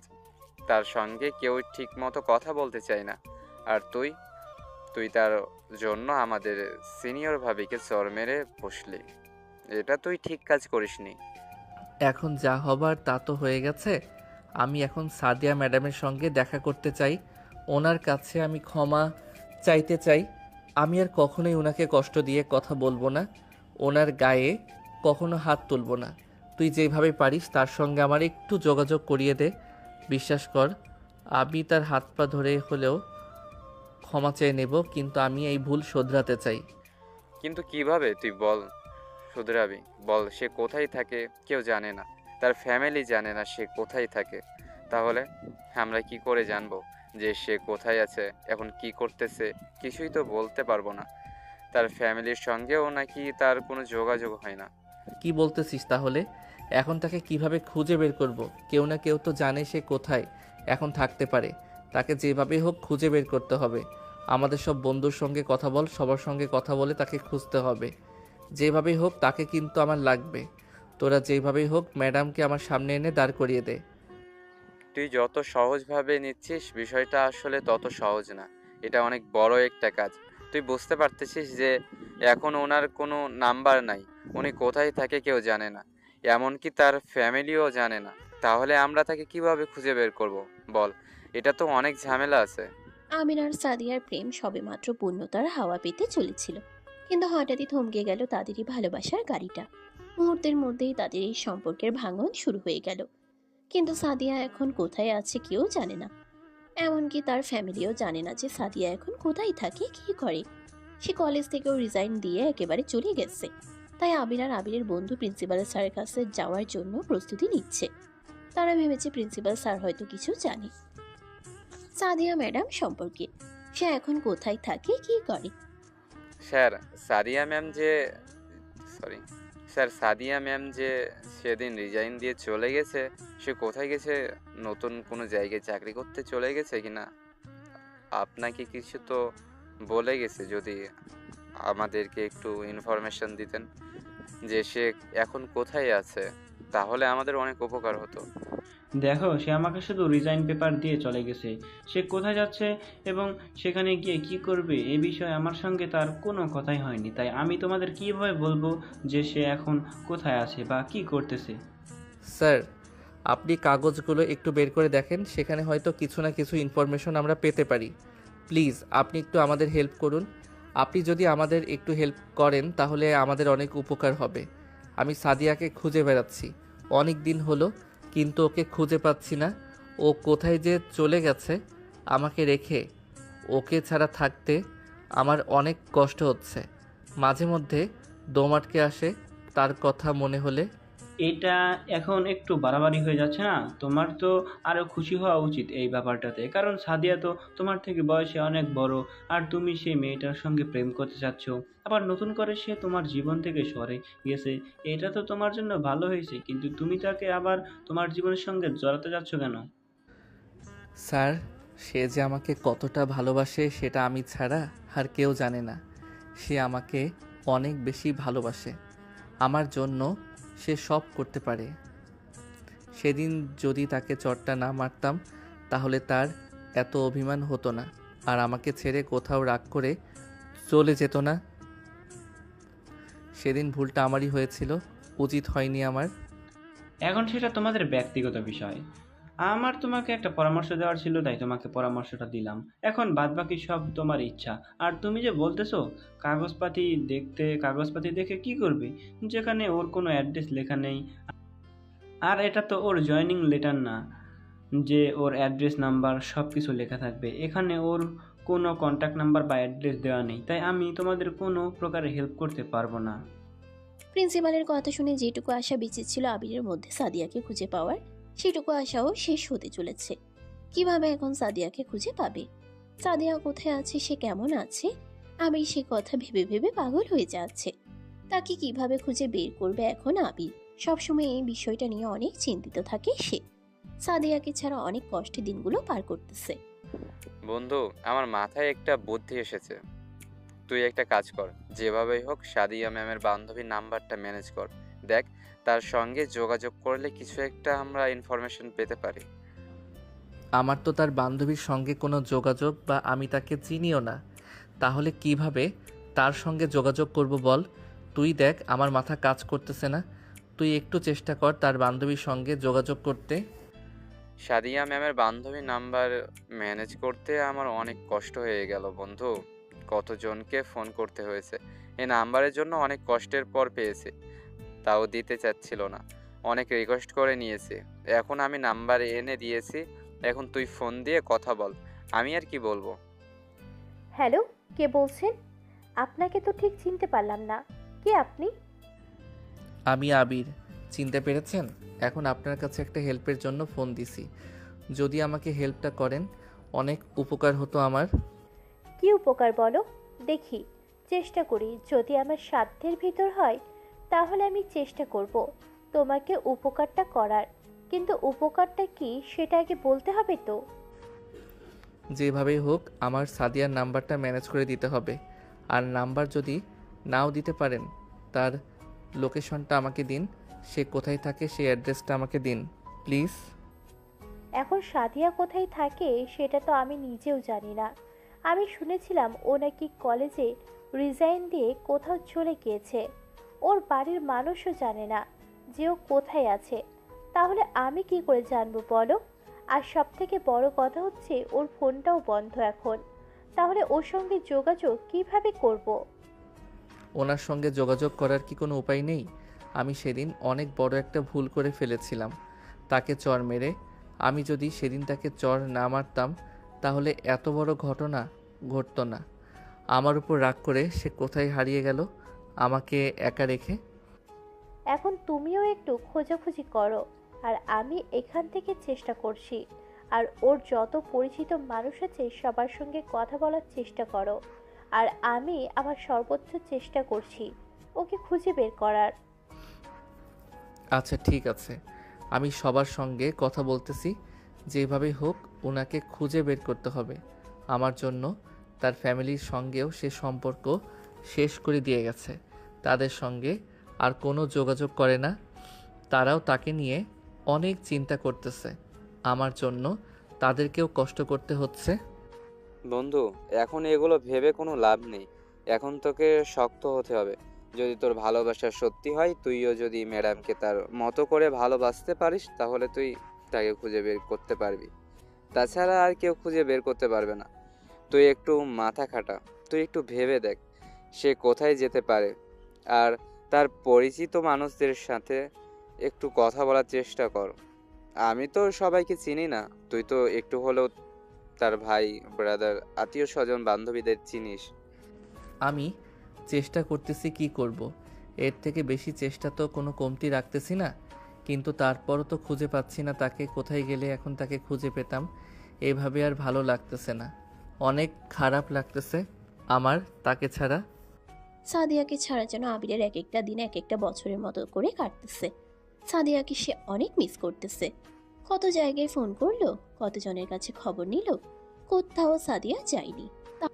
তাহলে সাদিয়া কোথায় আছে, কেমন আছে? কেমন আছে সাদিয়া? কেউ জানে না। তার পরিবারের সঙ্গেও তার কথা হয় না, অনেকদিন হয়ে গেল। বন্ধু চল একটা কাজ করি, আজকে একটু সাড়া দিয়ে ম্যাডামদের বাড়িতে ঘুরে আসি, দেখি তার বাড়িতে সত্যি কেউ কিছু জানে না নাকি আমাদেরকে মিথ্যা কথা বলতেছে তারা। ঠিক আছে, যেহেতু তোর বিশ্বাস হচ্ছে না তাহলে চল আজকে তাদের বাড়িতে গিয়ে ঘুরে আসি। দেখি তারা কেমন, কি জানে, তারা কি আসলেই জানে নাকি তারাও আমাদের মতো কিছুই জানে না। বিষয়টা একেবারে কনফার্ম হয়ে আসাই ভালো। কি ব্যাপার বাবা, তোমরা কারা, কার কাছে এসেছো? আমরা আপনার সঙ্গে কিছু কথা বলতে চাই। আসলে আমরা সাদিয়া ম্যাডামকে খুঁজতে এসেছি। সে কি বাড়িতে আছে? না তো বাবা, সাদিয়া অনেক দিন হলো বাড়িতে নেই। ও কোথায় গেছে, কি করছে কেউ জানে না। ওকে অনেক দিন হলো খুঁজছে সবাই, কিন্তু কোথায় গেছে কেউ জানে না। কাউকে বলেও যায়নি। কলেজে নাকি রিজাইন দিয়ে চলে গেছে। এখনকার ওপর রাগ করে গেছে সেটা আমরা জানি না। ও এমনিতেই একটু অভিমানী বেশি। কি যে করে ফেলে কিছুই বুঝতে পারছি না। অনেক খোঁজা হচ্ছে, কিন্তু এখনো ওর কোনো খোঁজই পাওয়া যায়নি। ও আচ্ছা, আমি আরও ভাবলাম ম্যাডাম হয়তো বাড়িতে আছেন, অসুস্থ আছেন, সেজন্য কলেজে আসতেছেন না। কিন্তু সে যে বাড়িতে নেই সেটা তো জানতাম না। তার নাম্বার কি সবগুলোই বন্ধ নাকি? ওর একটা নাম্বারও খোলা নাই, সবগুলো নাম্বারই বন্ধ বলছে। আমার মনে হয় ও ইচ্ছা করে এমন করে রেখেছে, কারণ ও বাড়ি থেকে কাপড় চোপড় সাথে করে নিয়ে গেছে। আর ফোনগুলো ইচ্ছে করে বন্ধ করে রাখছে, যাতে আমরা কেউ ওর সাথে যোগাযোগ করতে না পারি। আচ্ছা আন্টি, ভালো থাকবেন। তাইলে আমরা এখন আসি, সময় পেলে আবার অন্য এক সময় আসব। আর যদি ম্যাডাম বাড়িতে আসে তাহলে আমাদের একটু ফোন দিয়েন, বলবেন বলবেন যে আবিররা আসছিল। আচ্ছা ঠিক আছে বাবা, যদি আসে তাহলে আমি ওকে বলবো, কিন্তু আমার মনে হয় না ও বাড়িতে আর আসবে। বন্ধু আর কোথায় খুঁজবো বল? খুঁজতে খুঁজতে তো ক্লান্ত হয়ে গেলাম। অনেক খারাপ লাগতেছে তার জন্য। আজকে আমার জন্য সে এই শহর ছেড়ে চলে গেছে। এতই অভিমান করেছে আমার উপর। একটা কাজ করি বন্ধু, আমরা আজকের মতো বাড়িতে চলে যাই, আবার কালকে বের হব খুঁজতে। অনেক তো ঘুরলাম, আর কত ঘুরবো বল। আজকের মতো এখানেই থাক, আবার কালকে থেকে খোঁজা শুরু করব। এখন চল বাড়িতে যাই। হ্যাঁ, সেটাই ভালো হবে। তাহলে চল বাড়িতে যাই, আর কালকে থেকে আবার খুঁজতে বের হব। সমস্যা নেই, আমি তো তোকে খুঁজে বের করবই। তাকে ছাড়া আমি কিভাবে থাকবো এই পৃথিবীতে? সে তো আমাকে বাঁচার স্বপ্ন দেখিয়েছিল, আমাকে ভালোবাসবে বলে কথা দিয়েছিল, আমার পাশে সারা জীবন ঢাল হয়ে দাঁড়িয়ে থাকবে। কিন্তু আজকে কেন আমাকে ছেড়ে অভিমান করে দূরে সরে আছে আমার থেকে? আবির সাদিয়াকে পাগলের মতো খুঁজে বেড়াচ্ছে। সে এমন কোনো জায়গা নেই যেখানে সাদিয়াকে খুঁজতে যাচ্ছে না। সাদিয়ার অপেক্ষায় সেই সব সময় দাঁড়িয়ে থাকে, কখন এসে আবির বলে ডাক দিয়ে কাছে টেনে নিয়ে আদর করবে। তার ওই লাল টকটকে ঠোঁটের সঙ্গে ঠোঁটটা একটু লাগবে। তবে কি সাদিয়া অভিমান করে আবিরের থেকে একদম দূরে সরে গেল? আবির কি সাদিয়াকে আর কখনো ফিরে পাবে না? পরের দিন সকালবেলা আবার আবির আর আবিরের বন্ধু সাদিয়ার খুঁজে বের হলো। আমার মাথায় একটা আইডিয়া এসেছে। আমার জানা মতো সাদিয়া ম্যাডামের আরও অনেক বান্ধবী আছে, তাদের সঙ্গে যদি একটু কথা বলা যায় তাহলে অনেক ভালো হতো। তারাও অনেক ইনফরমেশন দিতে পারতো। তো সেটা তুই এখন বলতেছিস, আগে বলতে কি হয়েছিল? তাহলে কি এতক্ষণে করা লাগতো নাকি? কালকে তো তাহলে ওনার আরও বান্ধবীদের সঙ্গে দেখা করতে যেতাম, তাহলে আজকে ওনার বান্ধবীদের সঙ্গে দেখা করতে যেতে হবে। আচ্ছা আপু, সাদিয়া ম্যাডামের আরও নাকি অনেক বান্ধবী আছে, তাদের নাম্বার কি আপনার কাছে আছে? যদি তাদের নাম্বার আপনার কাছে থাকে তাহলে দয়া করে আমাকে একটু এসএমএস করে পাঠিয়ে দিবেন, আমার অনেক উপকার হতো। তাদের সঙ্গে কথা বলে দেখি তারা কি বলে। আমার কাছে ওর অনেক বান্ধবীর নাম্বার আছে, কিন্তু ওর কিছু ক্লোজ বান্ধবী আছে যাদের সঙ্গে অনেক ক্লোজ। ওদের সঙ্গে ছোটবেলা থেকে একসঙ্গে পড়াশোনা করেছে, যেমন আমার সঙ্গে, তেমন ওদের সঙ্গে। আমি তোমাকে 3-4 জনের নাম্বার দিয়ে দিচ্ছি, দেখো তাদের সঙ্গে কথা বলে তারা কি বলে। আর আমিও চেষ্টা করছি এদিক থেকে। আচ্ছা আপু, আমার মনে হচ্ছে সব থেকে ভালো হবে যদি আমরা সবাই মিলে একসঙ্গে একটু কথা বলতে পারতাম সামনাসামনি, তাহলে বিষয়টা অনেক ভালো হতো। অনেক ভালো হতো এভাবে ফোনে কথা বলে, কোনো কিছুই ঠিকমতো বোঝা যায় না। কে সত্য কথা বলছে আর কি মিথ্যা বলতেছে কিছুই বোঝা যায় না। তাই সামনাসামনি কথা বললে সব কিছু ক্লিয়ারভাবে বোঝা যায়। আচ্ছা, তাহলে আমি একটু পর ওদের সবাইকে নিয়ে একটা রেস্টুরেন্টে আসছি, তোমরাও আসো। তারপর সবাই মিলে কথা বলে দেখি সবাই কি বলে। অনেক অনেক ধন্যবাদ আপু, আর আমরা এখনই রেস্টুরেন্টের দিকে আসতেছি। আপনারা বের হন, তাইলে আমরা গিয়ে বসে আছি, আপনারা ধীরে সুস্থে আসেন। আমির এখন বুঝতেছে ভালোবাসার কষ্ট কাকে বলে। সে এতদিন সাদিয়াকে ইগনোর করেছে, তাকে কষ্ট দিয়েছে, কিন্তু সে তখন ভালোবাসায় কষ্ট বুঝতে পারেনি। কিন্তু এখন সে হাড়ে হাড়ে বুঝতে পারতেছে ভালোবাসার কষ্ট কি পরিমাণ নষ্ট করতে পারে একটা মানুষকে। কি ব্যাপার, কখন আসছো তোমরা? তোমাদের দেখে তো মনে হচ্ছে অনেকক্ষণ হলো তোমরা এখানেই দুজন বসে আছো। হ্যাঁ আপু, আমরা অনেকক্ষণ এসেছি। আর টাইম হিসাব করে কি হবে বলুন? আমার তো আর কোনো কিছুই ভালো লাগতেছে না। এখন শুধু একটাই উদ্দেশ্য আমার, সেটা হচ্ছে সাদিয়া ম্যাডামকে খুঁজে বের করা। শুধু একটাবার জিজ্ঞেস করব আমি যে আমার ভুলটা কি এতই বড় ছিল যে আমাকে এভাবে ছেড়ে চলে যেতে হলো? এখন আরো কি জিজ্ঞাসা করতে চাও বলো? সবাই তো আছি এখানে, আর যে যতদূর জানো সব সত্যি করে বলে দিও, কেউ মিথ্যে কথা বলো না। এখন সাদিয়া তো আমাদের যাবার আগে কোনো কিছু বলে যায়নি, তো কোথায় যাচ্ছে, কার কাছে যাচ্ছে, কোথায় থাকবে, কি সমাচার, কিছুই আমরা জানি না। আপনারা কি সবাই সত্যি কথা বলতেছেন? আমি অনেক কষ্টে আছি, প্লিজ আমাকে আর কষ্ট দেওয়ার মতো কথা বললেন না। সাদিয়ার জন্য একদম পাগল হয়ে গেছি। আমি ঘুমাতে পারি না, খাওয়া দাওয়া করতে পারি না, কোনো কিছুই ভালো লাগে না। মানসিক চাপে আছি। আমি এভাবে চলতে থাকলে আমার পাগল হতে সময় লাগবে না। কিন্তু আমার একটা কথা মাথায় আসলো, যে সাদিয়া গায়েব হয়ে যাওয়ার 2-1 দিন পর ও যে কলেজে পড়াতো, সেই কলেজের একটা ম্যাডামের সঙ্গে আমার দেখা হয়েছিল। সে ম্যাডাম আমাকে বলল যে সাদিয়ার সঙ্গে নাকি ওনার কালকে দেখা হয়েছিল, কথা হয়েছিল। এই কথাটা এখন মনে পড়ল, কিন্তু আমি তখন কিছুই জিজ্ঞেস করিনি, কারণ সেটা তখন দরকারি কোনো কাজ ছিল না। কি বলতেছেন? আমরা তো কলেজে গিয়েছিলাম, কিন্তু সে তো আমাকে কিছু বলল না এই বিষয়ে। সাদিয়ার সঙ্গে দেখা হয়েছিল কি না হয়েছিল এই কথাটা যদি আপনারা আগে বলতেন তাহলে আমাদের অনেক উপকার হতো। অনেক আগেই আমরা খুঁজে বের করতে পারতাম হয়তো। তাহলে এখন চল যাই, আর অপেক্ষা করে কি লাভ? এখন তার সঙ্গে কথা বলে আসি, দেখি সে কি বলে। আমার এখন মনে হচ্ছে যে ওই মেয়েটা হয়তো কিছু জানে, তার কাছে গেলে হয়তো কাজ হতে পারে। তাহলে আপনারা একটা কাজ করুন, এখনই তাহলে ওই ম্যাডামের কাছে চলে যান, তাকে জোর করেন, অবশ্যই সে কিছু জানে। তার থেকে কথা বের করে নিয়ে সঙ্গে সঙ্গে সাদিয়াকে খুঁজতে বের হয়ে যান। হ্যাঁ, সেটা তো অবশ্যই, কিন্তু আপনারা সবাই দোয়া করেন যাতে সাদিয়া ম্যাডামকে আমরা খুব তাড়াতাড়ি খুঁজে বের করতে পারি। আর আমি আশা করতেছি যে ম্যাডামের কাছে গেলেই সব কিছু পরিষ্কার হবে। আর আবির, তুমি এখন থেকে আর সাদিয়াকে ম্যাডাম করে বলো না, তুমি করে কথা বলো, প্রয়োজন পড়লে নাম ধরে ডাকো, সমস্যা নেই, কিন্তু এইভাবে আর ম্যাডাম ম্যাডাম ডেকো না, শুনতে খারাপ লাগে। আচ্ছা ঠিক আছে আপু, আপনারা বলেন, আমি চেষ্টা করব এখন থেকে তাকে তুমি করে বলার জন্য। তবে আগে তাকে খুঁজে বের করা বেশি ইম্পর্টেন্ট, তারপরে আপনি তুমি নিয়ে ব্যস্ত হব। সাদিয়ার ব্যাপারে কিছুটুকু হলেও স্বস্তি ফিরিয়ে এনে দিয়েছে আবিরের মনে। তার বান্ধবীদের কথা মতে ওই স্কুলের ম্যাডামের সঙ্গে নাকি তার কথা হয়েছে।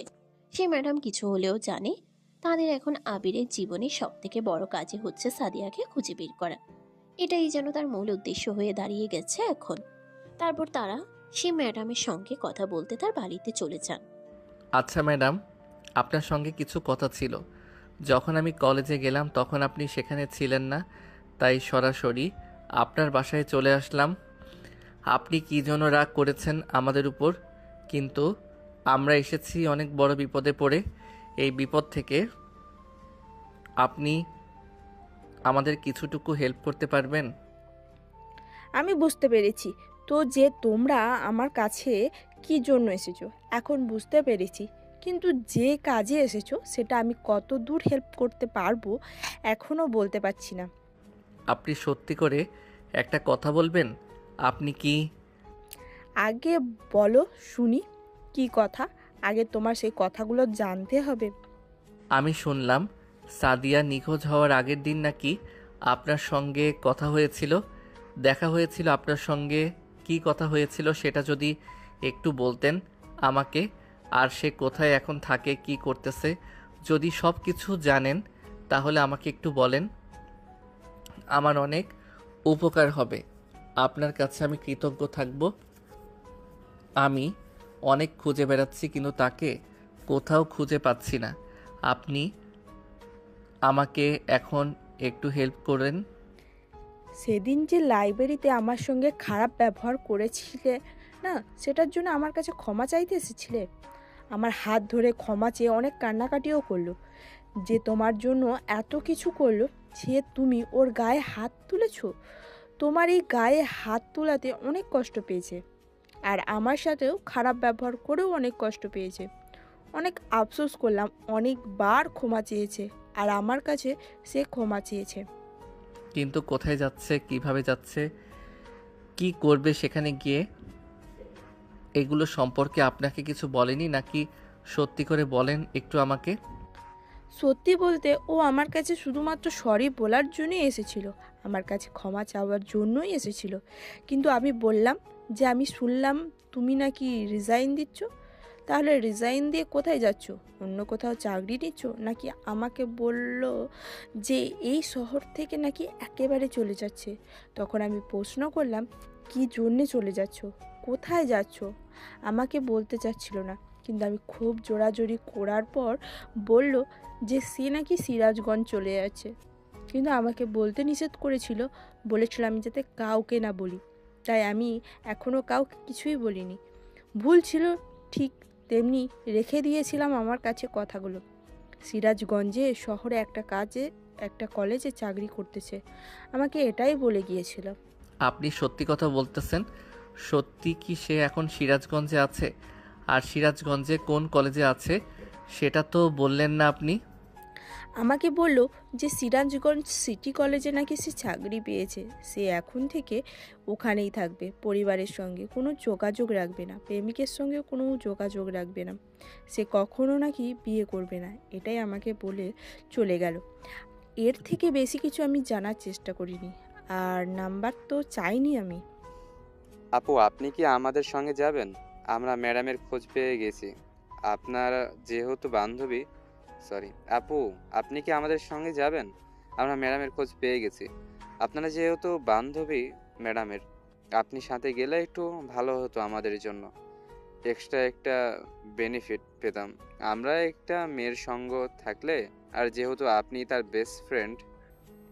আচ্ছা ঠিক আছে, তোমরা আমার জন্য একটু অপেক্ষা করো, আমি আসতেছি অল্প কিছু সময়ের মধ্যেই। আবিরের মনে যেন আনন্দে জোয়ার বইছে। তার মুখে অনেকদিন পর হাসি ফুটেছে। তার চোখ দুটো যেন শুধু সাদিয়াকে খুঁজে বেড়াচ্ছে।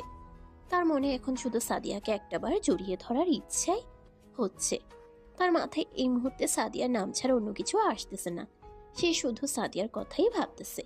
সাদিয়া কি এখন তাকে অ্যাকসেপ্ট করে নিবে? তাকে কি সেই ভুলের জন্য ক্ষমা করে দিবে, নাকি সে আবিরকে দূরে সরিয়ে দিবে? তারা এটা ভাবতে ভাবতে সাদিয়ার বান্ধবী এসে হাজির। তারা একসাথে রওনা হলো সিটি কলেজের দিকে। সিটি কলেজের সামনে নাকি একটা ভাড়া বাসায় সাদিয়া থাকে। কিছুক্ষণ পর তারা সে কলেজের সামনে চলে গেল। একে ওকে জিজ্ঞেস করার পর তখন কিছু স্টুডেন্ট সাদিয়ার বাসাটা দেখিয়ে দিল। আবিরের চোখ শুধু সাদিয়াকে খুঁজছিল। আবির এদিক ওদিক তাকাতে ব্যালকনির দিকে তাকিয়ে দেখে সাদিয়া বসে বসে সামনের দিকে তাকিয়ে কি যেন অপলক দেখতেছে। সে সাদিয়াকে দেখে তো মহা খুশি, আনন্দে নাচানাচি শুরু করে দিচ্ছে। উপর থেকে সাদিয়া তাদেরকে দেখে অবাক হয়ে গেল। সেখানে কিভাবে আসলো তার মনে একটা কৌতূহল জেগেছে। কি ব্যাপার সাদিয়া, আমার উপর তোমার কি এমন অভিমান ছিল যে আমাকে এরকম কষ্ট দিলে? তোমাকে ছাড়া কত কষ্টে ছিলাম আমি জানো? তুমি একটা দিন আমার কাছে একটা বছরের মতো গেছে। এমন কোনো দিন নেই, এমন কোনো জায়গা নেই যেখানে তোমাকে খুঁজিনি। কিন্তু আমি কি এমন অপরাধ করেছিলাম আমাকে কি সেটা বলা যাবে, যার সাজা তুমি আমাকে দিলে? তোমাকে একটু বোঝালাম যে ভালোবাসা কতটা যন্ত্রণাদায়ক, কতটা কষ্ট দেয়। যদি অপর পাশের একজন যদি অপর পাশের একজন কষ্ট দেয় তখন কতটুকু খারাপ লাগে সেটাই তোমাকে একটু বোঝাতে চেয়েছিলাম। আর সেদিন তুমি আমাকে ওই মহিলার জন্য চড় মেরেছিলে, সেটার জন্য আমি অনেক কষ্ট পেয়েছিলাম। বাড়িতে এসে কান্না করার পরে আমি ঠিক করলাম যে আমি আর এখানে থাকবো না। তুই যাকে ভালোবাসি সে আমাকে এখনো বোঝে না, তাহলে এখানে থেকে আর কি করব? তাই আমি রাগ করে এখানে চলে এসেছি। সত্যি কি তুমি আমাকে ছেড়ে এখানে ভালো আছো? তোমাকে দেখে তো আমার মনে হচ্ছে না যে তুমি আমাকে ছেড়ে অনেক অনেক ভালো আছো। তোমার চোখ বলে দিচ্ছে যে তুমি কষ্টে ছিলে আমাকে ছাড়া। বলো সত্যি কি না? সত্যি কি মিথ্যা বলতে পারছি না, কিন্তু আমি কলেজ থেকে এসে শুধু এই ব্যালকনিতে বসে রাস্তার দিকে তাকিয়ে থাকি। কখন তুমি এসে আমাকে ডাক দিবে আর আমি দৌড়ে গিয়ে তোমাকে জড়িয়ে ধরবো, তোমাকে আদর করব। তোমার প্রতি একটা বিশ্বাস ছিল আমার যে তুমি একদিন একদিন আসবেই। দেখো, সত্যি করে তুমি চলে আসলে। বিশ্বাস করবে না আমি যে কত খুশি হয়েছি তোমাকে সামনে থেকে দেখতে পেরে। আমি তো ভেবেছিলাম তুমি আমাকে হয়তো সারা জীবনের জন্য ছেড়ে দিয়েছো, তাই হয়তো আমার সঙ্গে আর দেখা করতে চাচ্ছ না, আমার সঙ্গে আর যোগাযোগও রাখতে চাচ্ছ না। আমি তো এটাই ভেবেছিলাম, কিন্তু তারপরও আমি হাল ছাড়িনি। তোমাকে খুঁজে গেছি, তার ফল আজকে পেলাম। ধৈর্যের ফল আসলে যে মিষ্টি হয় সেটা আজকে বুঝলাম আমি। আসলেই বলতে হবে, আবির আর আবিরের বন্ধু অনেক কষ্ট করেছে তোকে খুঁজে বের করতে। সারা দিন রাত শুধু তোর সন্ধানই করেছে। কত মানুষের বাড়িতে গেছে, কত মানুষের সঙ্গে কথা বলেছে, কিন্তু কেউই তোর সন্ধান দিতে পারেনি। শেষ পর্যন্ত যাকে কেন্দ্র করে ঝগড়াটা শুরু হলো, সেই মানুষটার জন্য আজকে তোকে খুঁজে পেয়েছি আমরা সবাই। তাই নাকি? তাহলে এত কষ্ট করেছো আমার জন্য, যে কষ্ট আমার জন্য করেছো, হয়তো তোমার মতো সেই কষ্টটা আমি করিনি, কিন্তু তোমার থেকে কম কষ্ট আমার হয়নি। আমি যখনই কলেজ থেকে এসেছি, ছুটি পেয়েছি, তখন এই ব্যালকনিতে এসে তোমার জন্য অপেক্ষা করেছি। জানলা দিয়ে নিচে তাকিয়ে থেকেছি কখন তুমি আসবে, সব সময় তোমার অপেক্ষায় বসে থাকি। আমি জানি। আর তোমাকে অনেক ধন্যবাদ আবিরের পাশে থাকার জন্য। তুমি নিঃস্বার্থভাবে আবিরকে ভালোবেসেছো, ওর পাশে ছিলে, ওকে যে সাহস দিয়ে এত দূর নিয়ে এসেছো, এটাই তো প্রকৃত বন্ধুর পরিচয় দিয়েছো তুমি। কিছু বললেন না? এটা তো আমার দায়িত্ব ছিল। আমার বন্ধু কষ্টে থাকবে এটা তো আমি দেখতে পারবো না? আমি ওর পাশে সবসময় ছিলাম, এখনো আছি, আর ভবিষ্যতে থাকবো। আমরা যদি কষ্ট না করতাম তাহলে কখনোই আপনাকে খুঁজে পেতাম না। আর আমার বন্ধু আপনাকে ভালোবাসে, আপনাকে খুঁজে পাবে সেটা মনে মনে বিশ্বাস করত। সে কখনোই ভাবেনি যে আপনাকে হয়তো সে একেবারেই হারিয়ে ফেলেছে বা আপনাকে আর কখনোই ফিরে পাবে না। সে সবসময় এটাই আশা করেছে যে আপনাকে এক সময় না এক সময় খুঁজে পাবে। আজকে দেখুন আপনাকে সত্যি খুঁজে পেয়েছে। সবই বুঝতে পেরেছি, আমরা আবার এক হতে পেরেছি, কারণ আমাদের ভালোবাসার শক্তি ছিল, একে অপরের প্রতি বিশ্বাস ছিল। এই অল্প কিছুদিনের মধ্যেই আমাদের একে অপরের মধ্যে যতটা ভালোবাসা তৈরি হয়েছে, এত ভালোবাসা হয়তো বছরের পর বছরেও অনেকের সম্পর্কের মধ্যে হয়ে ওঠেনি। একে অপরের প্রতি বিশ্বাস, টান, ভালোবাসা থাকলে কেউ কখনো ছেড়ে যায় না, ভুলে থাকতে পারে না। এটাই সত্যি, এটাই ভালোবাসা। আজকে যেমন সাদিয়া আবির খুশি, তেমনি তাদের বন্ধু বান্ধবীরা সবাই অনেক খুশি। আবির তো ভাবতে পারেনি যে তারা আবার এক হতে পারবে, কিন্তু তার ভালোবাসার প্রতি বিশ্বাস ছিল, সে হাল ছাড়েনি। সে সাদিয়াকে খুঁজে পেয়েছে, কিন্তু তার খুঁজে পেতে অনেক কষ্ট হয়েছে। ওই যে কথায় আছে না, কষ্ট করলে কিষ্ট মেলে, সেটাই হয়তো তাদের কপালে জুটলো এসে। আচ্ছা, তাহলে চলো আমি আর তুমি এখন বাইরে যাই, ওরা একটু পার্সোনাল সময় কাটাক। অনেক দিন পর দেখা হলো, তারপর আবার একসাথে বাসার দিকে যাব আমরা সবাই। আচ্ছা, আমাকে ছেড়ে এতদিন তোমার কেমন লাগলো বলো? আমার এই নরম ঠোঁটের কথা কি তোমার মনে পড়েনি? আমি যে তোমাকে ভালোবাসি, আমাকে কি একটাবার জড়িয়ে ধরতে তোমার ইচ্ছে হয়নি? অনেক অনেক অনেক ইচ্ছে করেছে, কিন্তু সম্ভব হয়নি। আর কিভাবে হতো? তুমি তো ছিলে না আমার পাশে, আমার সাথে অভিমান করে দূরে চলে এসেছো। তোমাকে কিভাবে খুঁজে পাবো আমি বলো? কিন্তু তারপর আমি বিশ্বাস হারাইনি, তোমাকে খুঁজে বের করেছি। এখন তো তোমার সামনে দাঁড়িয়ে আছি, এসো না, আমাকে একটু জড়িয়ে ধরো। এটা কি আবার বলতে হয় নাকি? কিন্তু তুমি যে আমাকে এত বেশি ভালোবেসে ফেলবে সেটা আমি কল্পনাও করতে পারিনি। আমি তো ভেবেছিলাম যে আমার দ্বারা ভালোবাসা হবে না, কিন্তু তুমি যে এত দায়িত্বশীল প্রেমিক হতে পারবে সেটা আমি কল্পনাও করতে পারিনি। এখন আমার বিশ্বাস হচ্ছে না যে তুমি এতটুকু দায়িত্বশীল হয়ে উঠেছো আমার জন্য। যাকে ভালোবাসা যায়, তাকে যত্ন করা যায়, তার জন্য জীবন দেওয়া যায়। আমি তোমাকে এতটাই ভালোবেসে ফেলেছি যে তোমার জন্য আমি সব করতে রাজি আছি।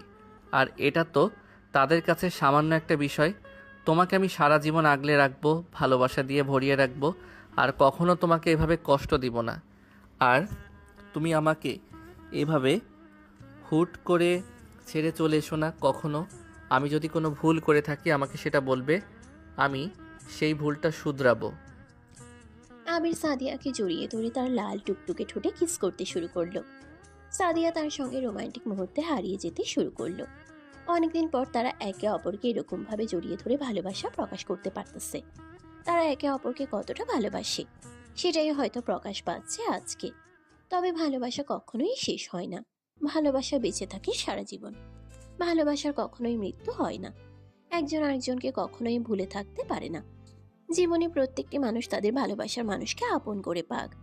সকলের ভালোবাসা পূর্ণতার হাওয়ায় ভেসে যাক প্রতিটি হৃদয়। প্রতিটি গল্পেরই শেষ মুহূর্তের সময়টা সবাই চায় ভালো দিয়ে শেষ হোক। ওই একটা কথা আছে না, সব ভালো যার শেষ ভালো তার। শুরু থেকে যে ভালোবাসায় শক্তি বিশ্বাস থাকে সে ভালোবাসা কখনোই শেষ হয়ে যায় না। এভাবে বেঁচে থাকুক পৃথিবীর সকল ভালোবাসা। প্রতিটা ভালোবাসাই পূর্ণতার ছোঁয়ায় আচ্ছন্ন হয়ে থাকুক। এভাবেই এই গল্পের সমাপ্ত হলো। সমাপ্ত।